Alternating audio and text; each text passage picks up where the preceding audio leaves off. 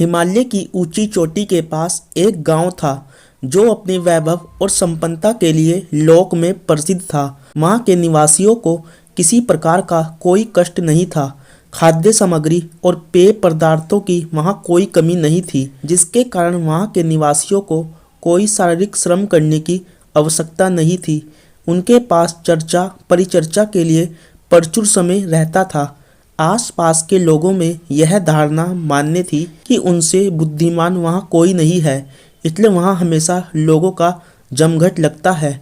परिचर्चा के लिए कोई बिंदु निकलता और उस पर सब अपनी राय देते थे।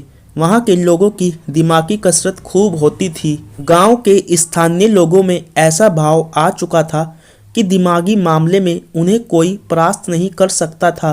वे जो सोचते और करते हैं वैसा कोई नहीं कर सकता था। एक बार एक बुद्धिमान व्यक्ति के सामने विचार विमर्श के लिए एक विषय आया कि यह गांव आकाश से कितनी दूरी पर अवस्थित है। एक व्यक्ति ने कहा शायद 1 या 2 मील। दूसरे व्यक्ति ने कहा नहीं नहीं, इससे तो दूरी ज़्यादा ही है। उसी समय जो व्यक्ति अपने को दूसरों से ज़्यादा बुद्धिमान समझता था उसने कहा आकाश जैसी कोई चीज़ नहीं होती है, यह सब मूर्खतापूर्ण बातें हैं। कोई भी व्यक्ति इस चर्चा से संतुष्ट नहीं हुआ, क्योंकि आकाश के नाम पर कुछ तो है जिसे वे सब देखते हैं।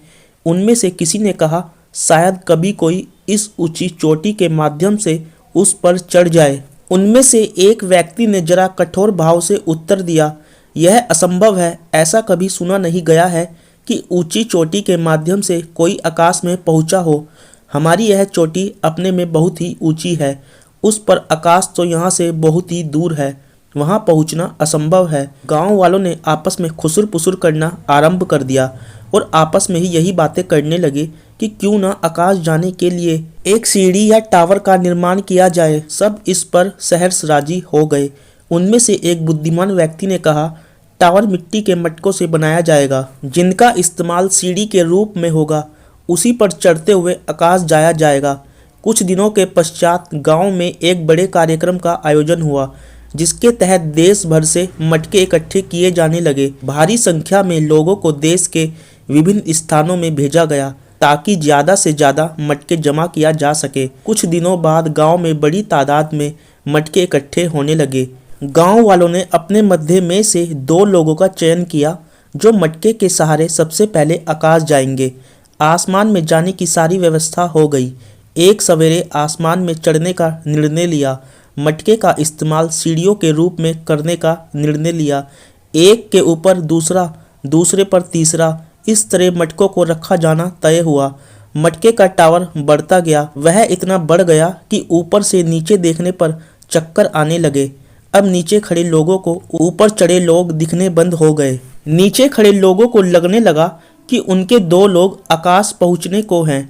ऊपर चढ़े उन लोगों को भी एहसास होने लगा कि वह मंजिल के करीब है। सवेरे से शाम होने को आई। सूरज बादलों की ओट में छिपने लगा। उन्हें महसूस होने लगा कि वे आसमान के बड़े नज़दीक आ गए हैं। जो मटके उनके हाथों में थे वे अब ख़त्म हो चुके थे और नीचे जो मटके दे रहे थे उनसे और मटकों के लिए कहना यह संभव नहीं था। उन्हें लगने लगा कि अन्य मटकों का सहारा लेने की बजाय 2 खंभों के सहारे आसमान में पहुंचना ज़्यादा आसान रहेगा। इसलिए उन्होंने ज़ोर से आवाज़ लगाई कि हमें 2 खंभे दिए जाएं। आसमान की ओर जाने वाले लोगों की आवाज़ स्पष्ट जमीन तक नहीं पहुंची। उन्हें सिर्फ फुसफुसाहट सुनाई दी और नीचे खड़े लोगों को केवल इतना भर सुनाई पड़ा कि वह कह रहे हैं कि हम नीचे गिर रहे हैं। वे कर्राते हुए बोले क्या टावर गिर रहा है?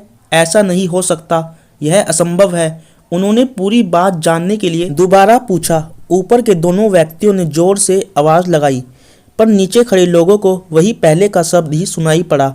सुनने वाले के कानों में दोबारा वही बात सुनने में आई।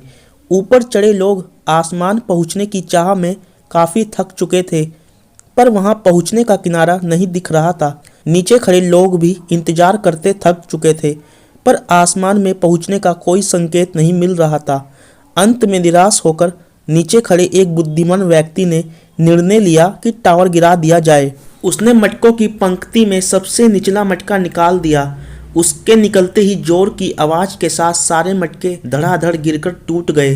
आसमान की ओर गति करने वाले दो बुद्धिमान लोग नीचे जमीन पर गिरकर धराशायी हो गए।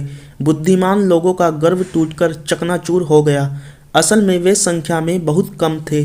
उन्हें लगता था उनसे ज्यादा बुद्धिमान कोई नहीं है। इस प्रकार टावर के सहारे स्वर्ग पहुंचने की चाह रख रहे थे, पर वे स्वयं गिरकर लहूलुहान हो गए।